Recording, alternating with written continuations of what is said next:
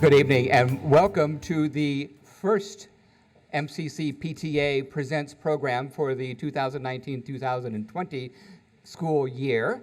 We have a very interesting program for you brought forward to share an interesting perspective on a topic that's very much on everyone's minds. I want to thank, first of all, I want to thank Lisa Klein with the MCCPTA Safe Technology Subcommittee for proposing this idea in the first place. So without much further ado, I want us to welcome, to begin an exploration of how much danger, digital danger, our children are in. I would like us to welcome the Peace Mountain Theater Company with an excerpt or a short presentation of Cybermare. So take it away, Peace Mountain Theater.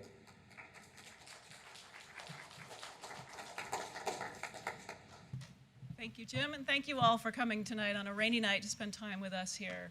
We are delighted to present this program to you this evening in conjunction with MCCPTA.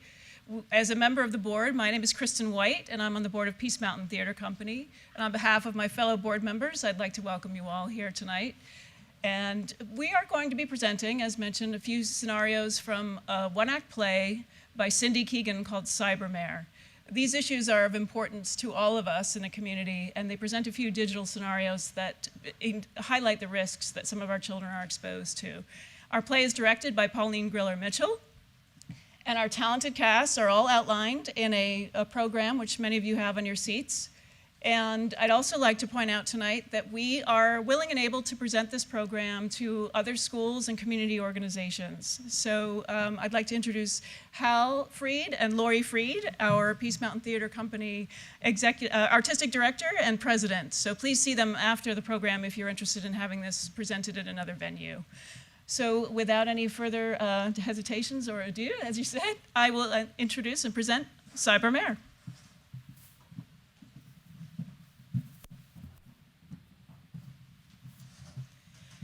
Imagine someone you thought was your friend shares an embarrassing photo of you, and it's instantly seen and commented on by thousands.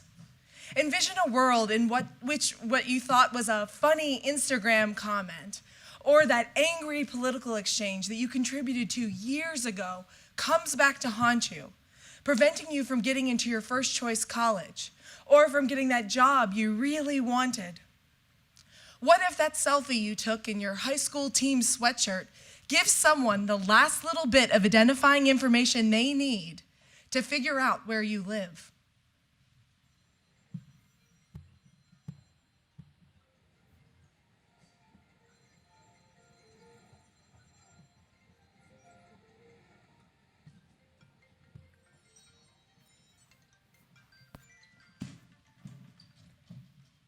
Technology brings a lot of good things into our lives, but if we're not careful, it can also bring some very real digital dangers.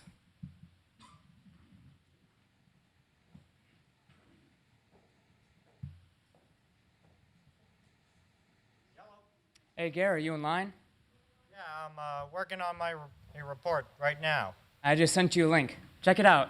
Just rate the different girls in our class, and I have 10 categories. It's hysterical. I don't know, Gary. A lot of these, they look pretty harsh. But funny, right? Come on, man, it's just a joke. I'm only sending it to you and Pete. Just be one of my judges, and it'll be funny, it'll be cool. No one else will see it. Well, Tessa definitely seems like the kind of girl to do that. Get it done, and I'll send you the results later. All right. That's cool. How could you do that to Tessa? Look at her, she's crying. Wait, what's this about? The website? You know, where you rated us? Hey, that wasn't my idea. Go talk to Gary. You were one of the judges, right? That was so horrible of you. What were you thinking? Look, Gary just sent it as a joke. He is only going to have a few of us do the rating. No one else was going to see it. It's just a joke. Does it look like Tessa's laughing? I hope you got a kick out of it. Your friend sent it to the entire school. Now everybody gets to see see your sick sense of humor. Hey, look, I'm sorry. I never would have taken, I never would have agreed to it if I knew Gary was going to send it out to anybody. Honest. You should think twice about what you say and do. Just because you think no one's going to see it doesn't make it right. Nothing online is private. Put it on a webpage, you idiot. How would you feel if we rated you and stuck it on some website for everyone to see? You always seemed like a good guy. Tessa, I am so sorry. I didn't mean for any of this. I'll do anything to make it up.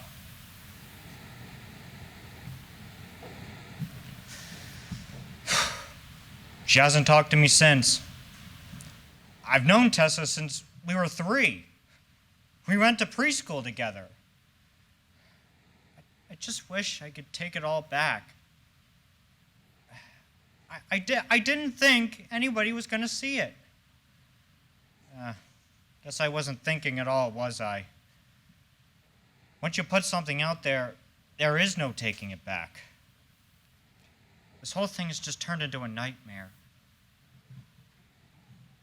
But hey, worse things have happened online.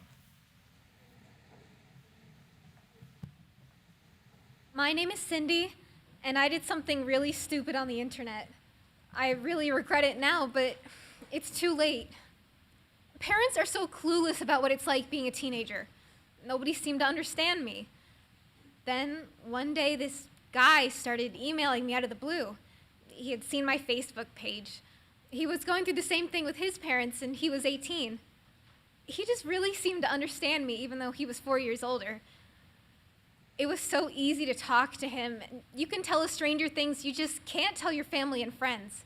And he didn't judge me in any way. I love it. I know just what to say and just how to say it. I guess I'm really a kid at heart. I mean, that's why teenage girls love me. I can relate to them. She even thought I'm 18 years old. I really get them. I know what they want. We talked for over 2 months. I looked forward to our conversations every day. I was online all the time with him. It was like the only thing I looked forward to. My parents thought I was doing homework. I was smart. I never told him my last name or where I lived. Like, I'm too smart for that. I love a challenge. Cindy is starting to trust me more and more. People don't realize how easy it is to find personal information on the web. All I need is a valid email address, and I can do a reverse search and find out anything about them. I can even find out who they are and where they live just from what they tell me. I enjoy that, and at the end, I get the prize. Cindy lives in Potomac, Maryland, and goes to Churchill. I'm getting closer to meeting her.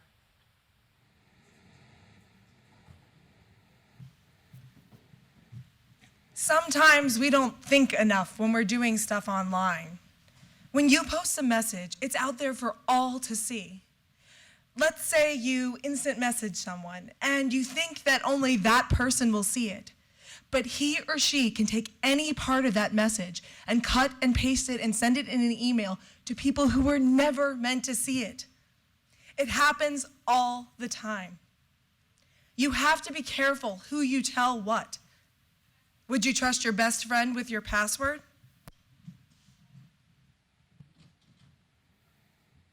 Hey, Rich. Come here, buddy. We gotta talk. What do you want? I need a favor. I know you know Steve's password. I need it. I can't give that to you. Oh, come on, man. It's just a joke. I just want to play a little joke on him. Nothing bad. Where's your sense of humor? You can go ask Steve. Listen, jerk. I will break your fingers if you don't give me the password. Okay, it's soccer player 771. What the heck is going on? I'm getting all these flame emails. Rich! Flame emails. Emails sent to make you mad. Steve, I'm really sorry, but I gave Kurt your password. What? He was threatening me. I thought he was gonna kill me. Man! I'm really sorry. Man, you gave him my password? Steve, just change your password immediately.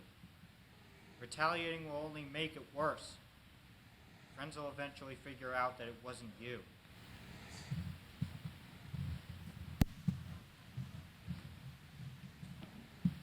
I broke up with Josh last week, and then I started getting these text messages all the time, lies about me and my family, really hurtful stuff.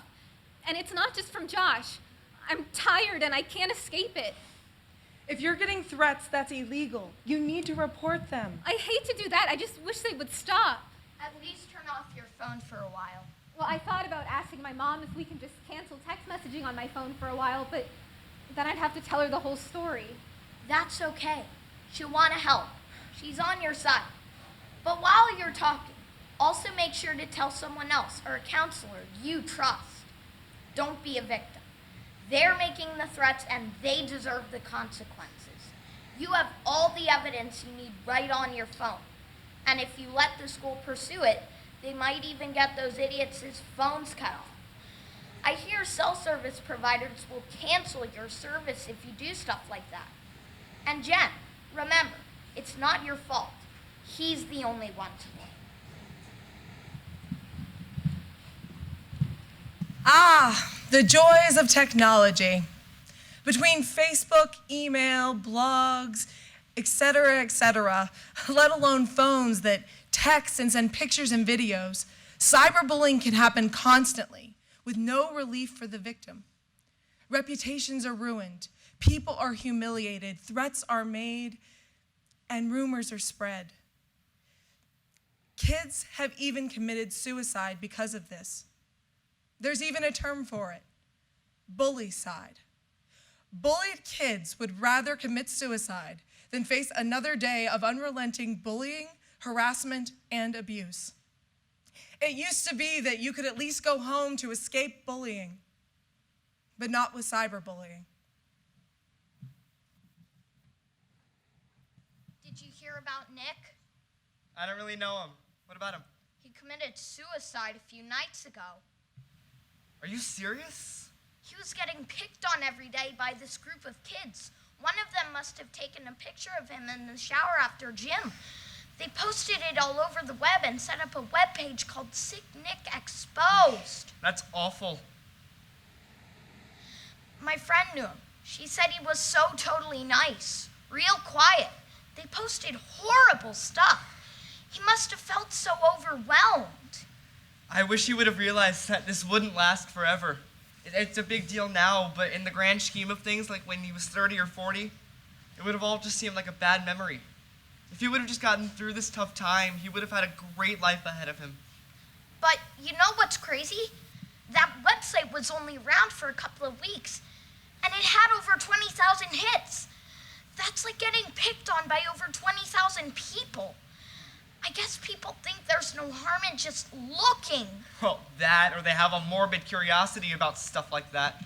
I never like to see that kind of stuff. Well, you know how my brother has Down syndrome? He's the sweetest kid, and some people are just so cruel to him. How can they pick on someone so helpless? They have no conscience. How do you live with yourself after doing something like that?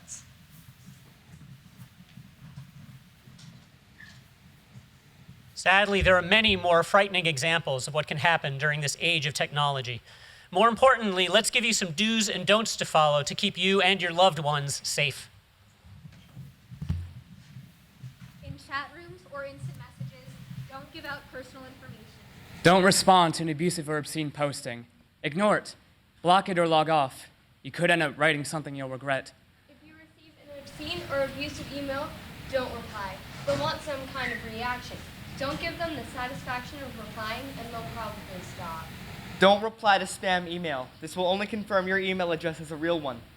Don't open or read messages that you know are from cyberbullies. Instead, save them in a file. If you find out later that you need to take action, the police will want copies. Internet service providers and sites like YouTube have policies regarding harassment and threatening content.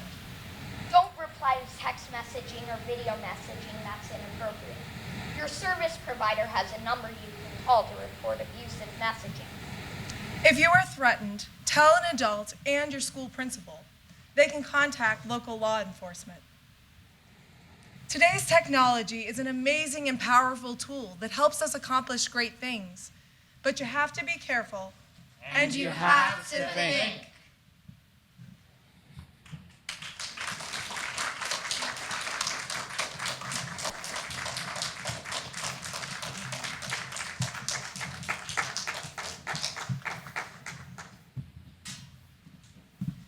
Thank you very much. Well done.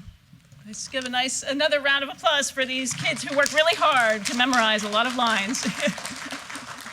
Thank you. And thank you, Pauline. So we now have a panel of community experts here to discuss some of the scenarios we just saw. As we all know, these things are playing out in our daily lives and in our communities. And we as Peace Mountain Theater Company are very concerned about the issues that are pressing on our community and what we can do together to solve them. So I'd like to introduce, just very briefly, because I know we are a little pressed for time. I know you have a full agenda tonight. So I won't do long bios, but I would like to introduce you to our folks that we have here to engage in some Q&A with you all and some questions from us as well. So we have two folks on behalf of Montgomery County Public Schools. As you heard earlier, Lisa Klein. I don't know where Lisa is. Oh, there you are. Why don't we have you come on? Oh, yeah, that's perfect. James wants to sit here. Lisa is, as many of you may know, currently chair of MCCPTA's Safe Technology Subcommittee and is very instrumental in bringing us here tonight. We also have Latrice D. Rogers. Latrice with us? Oh, there you are. Welcome. Thank you. And Latrice is the assistant to the associate superintendent in the Office of Curriculum and Instructional Programs. And that's where she coordinates the district's digital citizenship program in partnership with Common Sense Education. And rounding out our panel this evening, we have two members. We're very fortunate to have two members from the Montgomery County Department of Police with us. We'd like to introduce from the Special Victims Investigation Division and Child Exploitation Unit, Detective Dane Honorio and Sergeant Ken W. Sanger. So please come on up.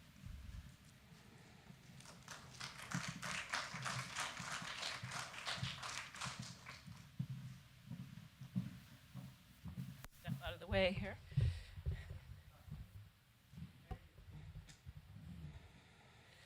So as I mentioned earlier this evening, I am a parent and a coach and a community citizen who's like all of you, is very concerned about the emotional and the social and the health risks that we see, and as we just saw played out in some of the connectivity that we find today. So I wondered if we could start with you, Dane and Ken. And I think that one of the most pressing things on our minds as educators and as parents is, what common sense steps do we need to take other than the things we know about, like restricting time and monitoring passwords and things? If there's one piece of advice that you could give adults about how to keep our kids safe, is there something that really jumps out at you that you'd like to share with us? I'd actually be curious if we give two different answers. Yeah. I got one. It's that big. Go first and we'll... Sure. There are many things, so we welcome them all. Yeah, sure. So everybody's digital device has to connect to a platform. So for Android, it would be Google Play. For iPhones, it would be the Apple Store or iTunes. And that password that allows you to download programs that your kids use should be known only to the parent. So the email address that's used for that Apple ID or for that Google Play account and the password to it should only be known to the parent. So if a child wants an app, they should have to come through you. Actually, I have two. I'm going to say the second one. And the other one is to get a monitoring program for your kid's device. Basically, you can buy third-party. It's kind of like a Netflix type service. There's one called teensafe.net. Teensafe.net. You install on your kid's phone. You can basically, it sends all the messages, the pictures, etc. to their server. You log into your account on their website, and it kind of shows what's going on. It's not perfect, but it gets a lot of the nitty-gritty of what you. So if a kid if a kid's doing something they shouldn't be doing online, they're going to delete it, and then they're going to give you the phone later to say, look, I'm not doing anything. Or if you go take it out of their bedroom at night or whatever your rules are, they're not generally not stupid enough to just let it sit on the device, even if you have full, the password and everything. So those two pieces would be my two. Sorry, I don't know if you took that. Thank you. No, that's good. I'm going to actually talk about the other side of that coin. What Dane was getting at was monitoring. It's the hardest thing parents can do because it's nonstop. It is absolutely nonstop. I do PTA presentations during the school year for the last several years, and at the end I give the 8 rules that when I came into this unit 7.5 years ago, I kind of quizzed my own investigators. What rules do you have for your children in your house with electronics? And there were 8 common rules that all of them had. I don't know if they all talked to each other or knew it. It was just kind of common sense things to a seasoned investigator. But one of them, the first one is you, meaning the parent, may look at it, meaning the device, at all times for whatever reason. And I actually employ the strategy of just give me the phone. Random, out of the blue, not like 9 o'clock at night when they turn it in to charge overnight in your room, hopefully. But just random, give me the phone and go through their stuff. And in conjunction with the Teen Safe or what have you, those are the 2 biggest things is constantly monitoring the phone, both electronically, which is not foolproof, and your own eyes, which it can't be on their phone 24/7. So you put those 2 together, that's the best you can do. Excellent, thank you. And turning to you, Lisa and Latrice, from a Montgomery County Public Schools perspective, can you share with us a little bit about some of the best practice rules that you're seeing? And I think we all agree that we want to be good stewards of technology. We embrace the technology. We want our children to embrace it and be able to use it in their futures properly. But can you share with us a little bit of ways we're engaging and kind of monitoring and looking out for signs of anything that a child is struggling with, or any signs of any kind of bullying or inappropriate behavior from the school system? Well, I can speak to the parents' perspective. I hear from parents all over the county, and the more loaded up those kids are with technology, the more we hear from those areas of the county. I think it's important, as Sergeant Sanger said, to own the device as a parent. Even if it's a gift, you're still paying the bill. So I tell parents all the time that it's your phone. It's an adult device. It has access to the internet, which we all know is a very weird place to be, especially unattended, by someone to talk through what they're seeing.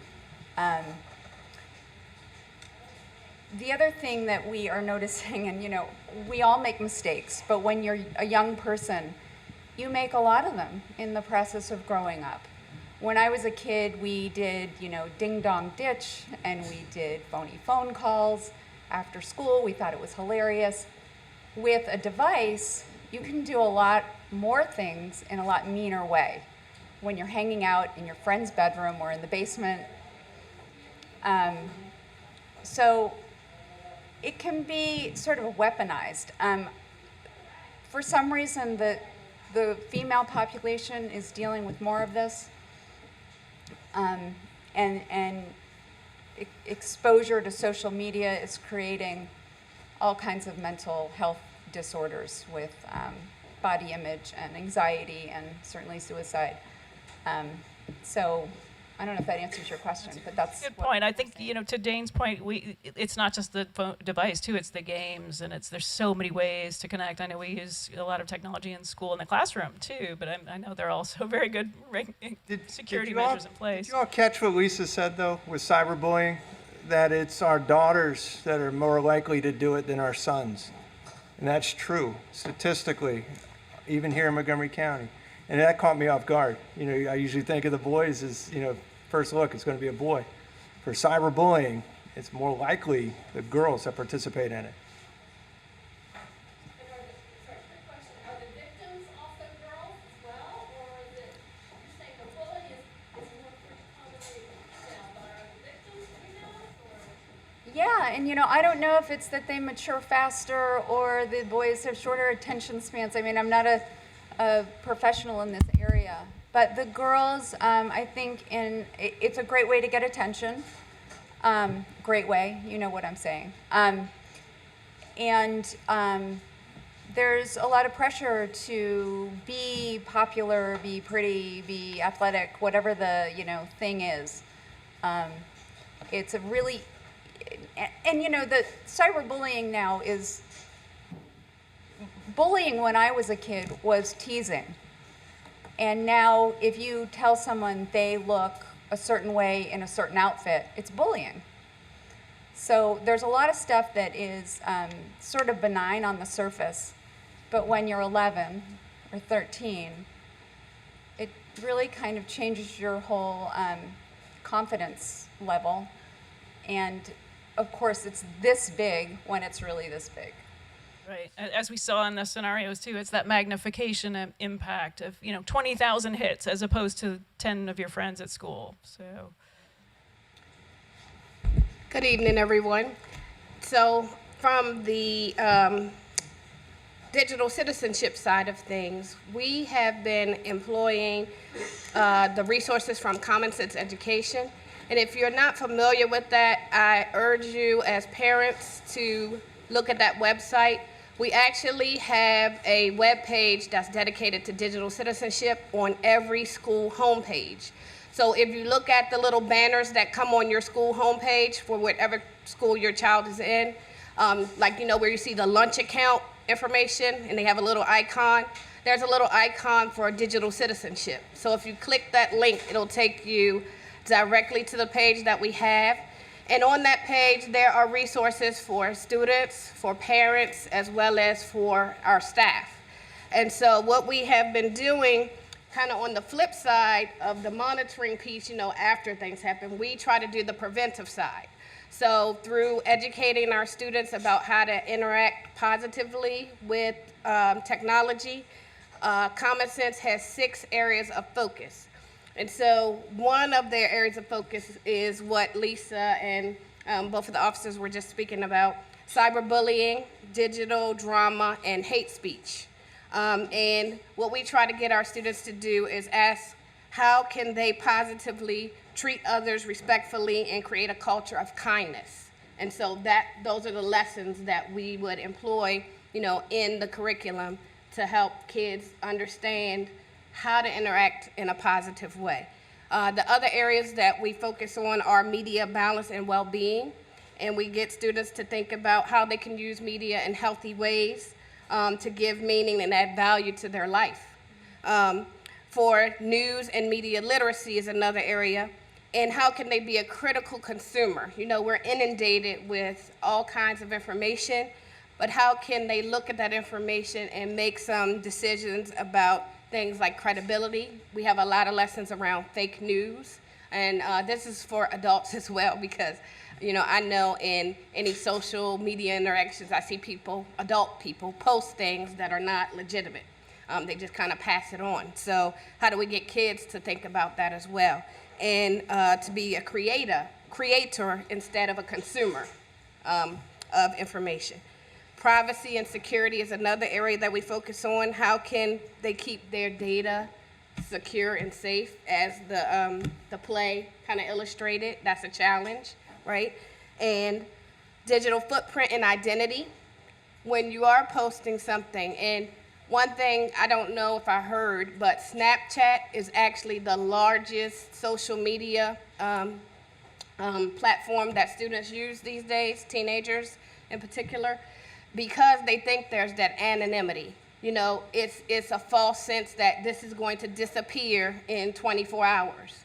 And that's actually the officers probably can attest to that Snapchat is one of the highest that's used right now with teenagers. So we're asking them to look at their digital identity and how can they be responsible and empower themselves as they interact. And then finally, it's with relationships and communication. That's the final area.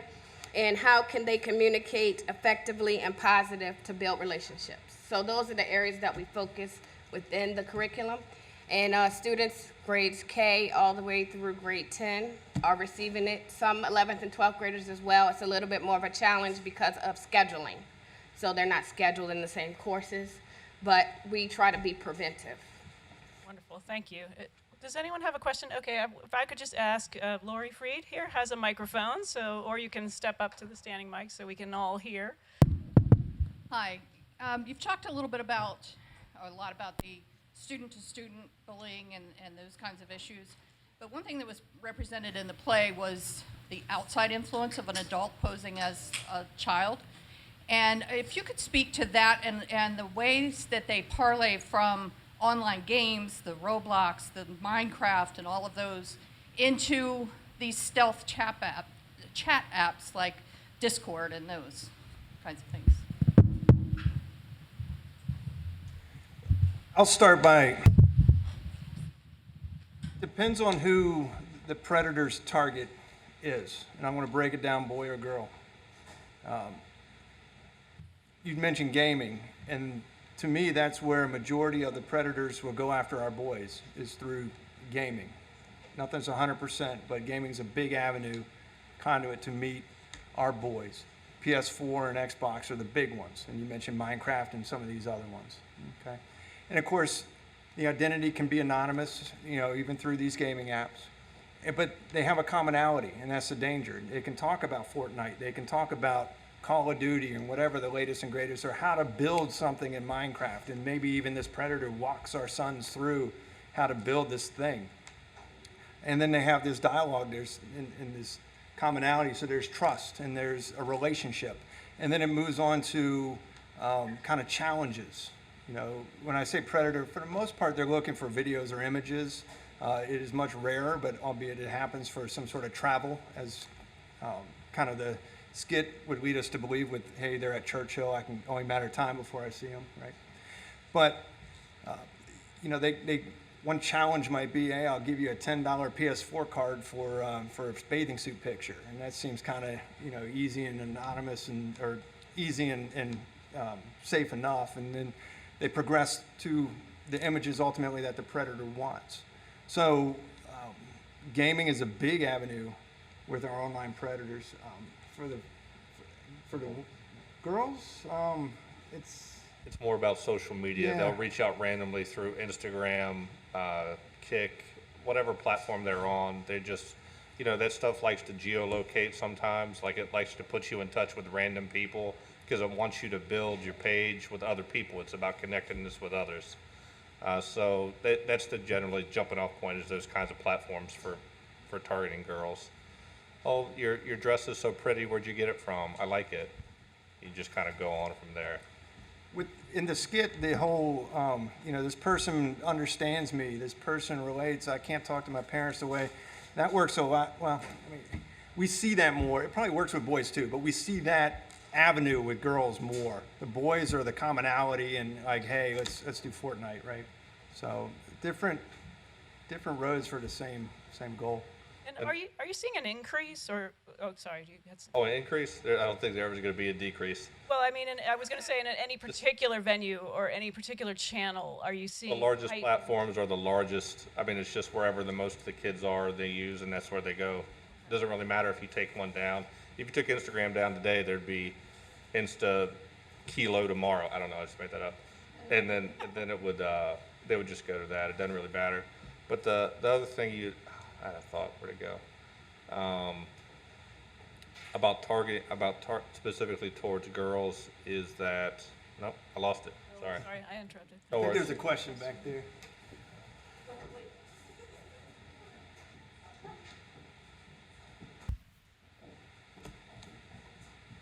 Well, it's sort of a question, and ironically, I actually read this on CNN this morning, how there are not just sexual predators out there. There are other individuals who are targeting like tweens and teens now to help shape their ideologies.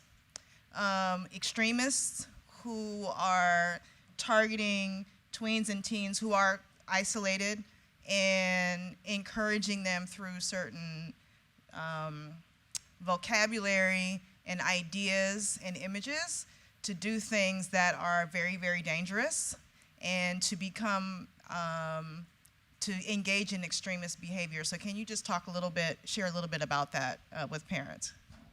I will quickly say that is happening, according to some parental reports that I hear, at 2 schools in particular. and it's, and I will say there's a couple of instances that have come my way, keeping in mind that for every one or two that I think I know about, I suspect there's volumes more because of the snitch factor. These kids, and my own kid has, you know, this loyalty to their friends to not say things. So I can tell you that it's definitely a thing here. I read that article too, and the first thing I thought of when I read it, they're talking about extremism in the article of alt-right, white supremacy and all that. And I likened it very much to a decade ago with the Muslim extremists. It's the same tactic, the same type of people they're trying to reach and connect with.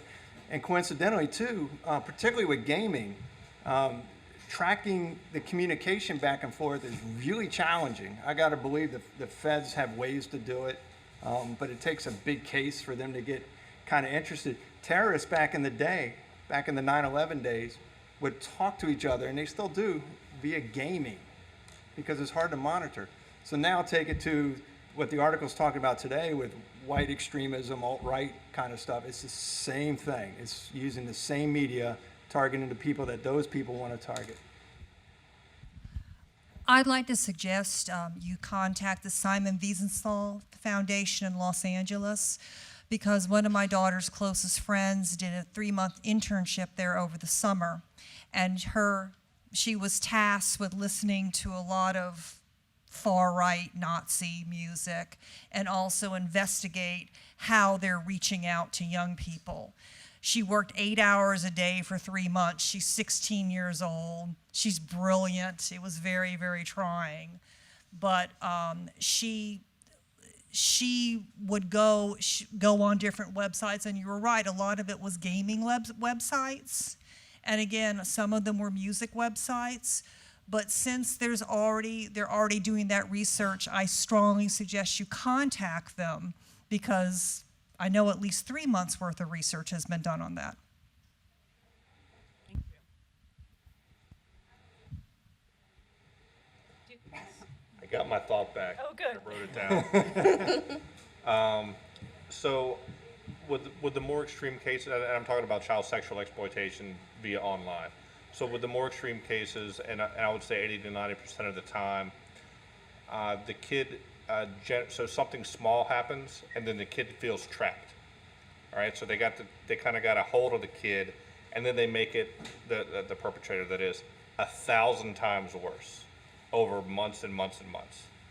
So I guess to my point is being able to have a conversation with your kid and empowering them that no matter how bad it is, to make that first step and it's gonna be okay, right? Your kids should have a little bit of fear in you, but never have fear to come talk to you. And that happens across the board all the time.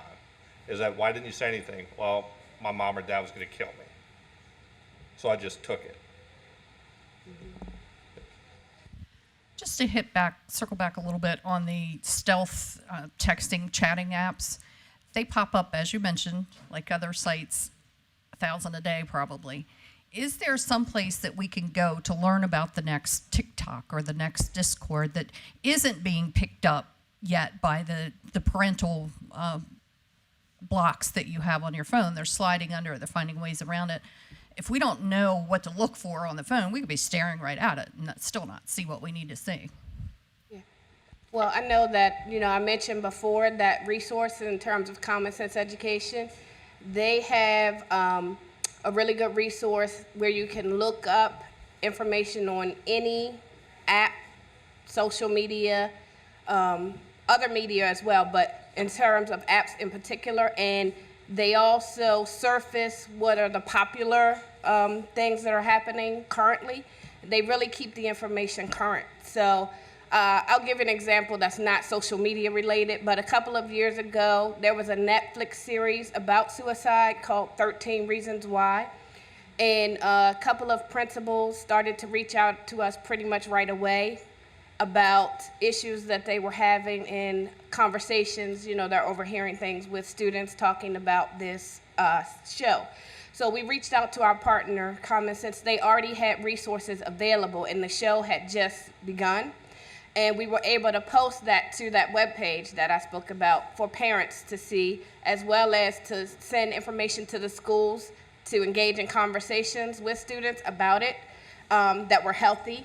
And so they really keep current on what's there and what's happening, and it's an excellent resource for parents. They also have a glossary of certain terms. So like if you see something in your child's phone, even numbers mean things, and we don't necessarily know what they mean. But if you're monitoring and you pick up the phone and you see something and you're not familiar with it, or some terminology, you know, there's a lot of acronyms these days that kids are using, you can look in the glossary and it will tell you what it means. I'd also like to just add, we do have resources on the Peace Mountain Theater Company webpage as well under our educational programs. So if you're looking for more information, there's a lot of good information out there to help you navigate.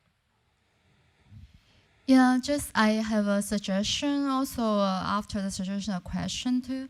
About the online gaming, like a lot of people have a concern. Like our way to solve the problem is we don't allow kids to open the like such function like add friends or talk to someone like strangers they don't know. Most of the games they have the function like the parent can control like whether you turn on this function or not. So we always turn this off and just allow them to like play with family or some friend like from their school, and we know really good because even there's not really bad thing happen, like a lot of people say bad words if you add just random friends. And another question is like my kids, they're still young. So my question like how old like do you think like they can handle like add random people, something like that, or maybe say never open this function until they are adult? 41, 39, 39, and 40, something like that. How about that? All right then. Yeah. I have no idea. We have a question here. This that play was excellent, and I'm just wondering. Thank you very much for that. I mean, really eye-opening. I have a 5th grader, so he'll be in middle school next year, and you know, parents are getting their kids iPhones for the middle school. I don't know, maybe some kids already have them in the 5th grade. Would this play be appropriate for that age group? Maybe at the school, go to the principal and ask for this play? And then for parents to see it as well. So would it be a PTA program or like a school, what do you call it, assembly where they'd present it?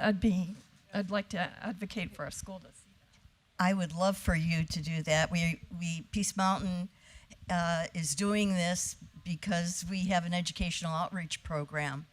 And we also have one on opioids with an all teenage cast.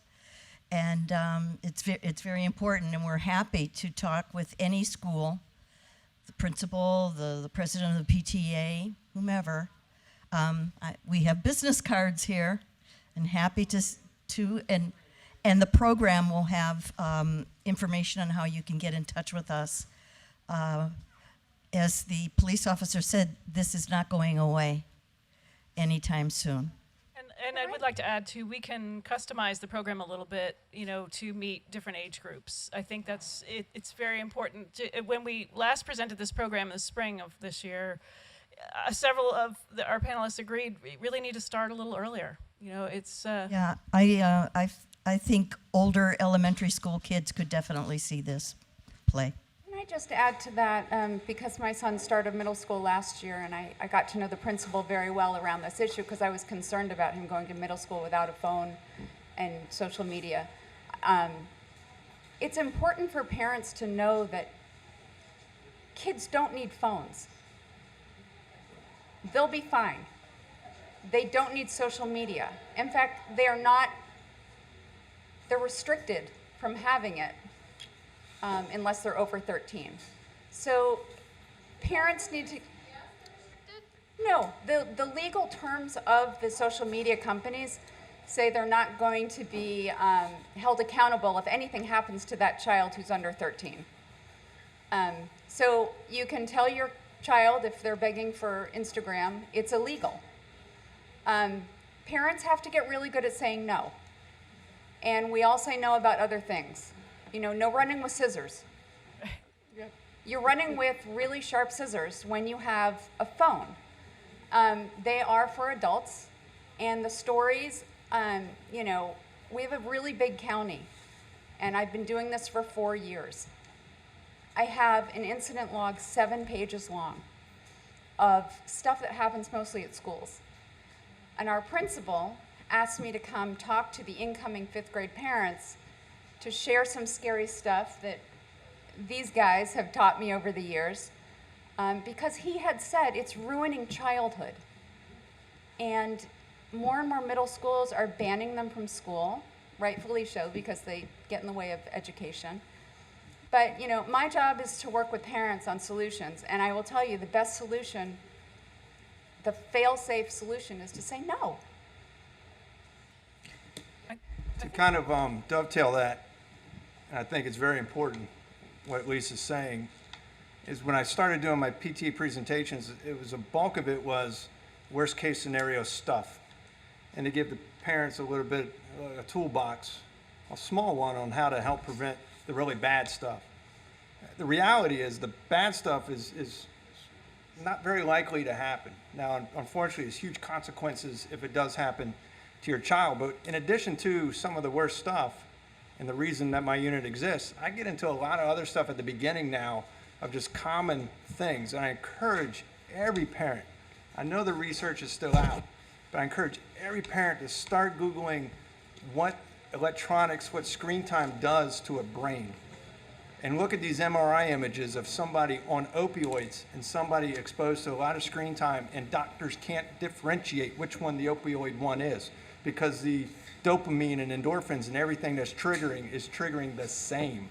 You talk about addictions, they're the same. You need more and you need more and you need more of these electronics. They're showing now that these electronics literally rewire our children's brains. Okay? The good news is the brain's pretty hardy. It's pretty wonderful. It can rewire itself back, but you need to take the screen time away. So I encourage you to do all this research. And then I believe you mentioned digital identity for these kids. And I talk about digital footprint, and I think we're talking about the same thing. And I let all the parents know that, and here's the quote I use, that the internet, when it comes to you, is a collection or aggregation of you, assembled, packaged, and sold. And then I get down to that you cannot control, you all cannot, I cannot control my identity on the internet, okay? I can create an Amazon account, a Facebook account, all these accounts, I can put in whatever information I want, my real name, my fake name, my real email, a fake email, what have you. I control that, absolutely, yes. But I don't control what happens to it after I hit send, okay? Do you know Facebook logs everything? It captures everything you type. That Skip was talking about, or somebody was talking about angry political, and you get into the thing, and then you realize this is stupid. I'm not going to change anybody's mind, and you delete it before you post it. Do you know Facebook captured all that? You know Facebook now identifies you as extreme right, extreme left, and all sorts of things in the middle, right? You have no control over that as long as you keep putting things out there. They package it. You know who buys it? Employers, universities, right? So we have our kids who are starting as early as elementary school creating this digital footprint, right? Do we know everything they're typing, whether they post it or not, that's still being captured? I want to interfere here for a moment. There is a very fine play going on right now at Arena Stage, The Right to Be Forgotten. It's a one-act play, and it deals with something that happened to a young guy when he was 17 years old, what he was doing, and how he became victimized on the internet. I highly recommend you go see it. I also highly recommend that you take Cybermare back to your schools, because the thing that's different about Cybermare is that you saw teenagers, kids in elementary school performing for you. And I think that will have a greater impact on your students or your children. And with that, I need to wrap up our program this evening by thanking our panel, first of all, for their time. Thank you as well to Peace Mountain Theater for making the commitment of coming in and sharing the program with you. My name is James Modrick, and I am the Vice President for Programs for MCCPTA, and I want to close the program with two quick thoughts. First of all, this evening's program was recorded by our good friends with MCPS TV, and we will be sharing with you the link of how you're going to be able to get this video and share it with us and talk it up. The second idea is to echo something that is now for the third time that you're going to hear this, which is the power of cultural arts and what's available to you as a PTA and what you can bring in. Our director was very truthful in being able to say that you change the perspective, you change the voice of what it is that you are presenting with. I'm a talking head right now, and there's lots of talking heads in this business. But give the voice to children, change the perspective on this topic and on many other things happening in your school. Remember the power of cultural arts. And thank you very much. And we're going to reset this room in 5 minutes now. Thank you.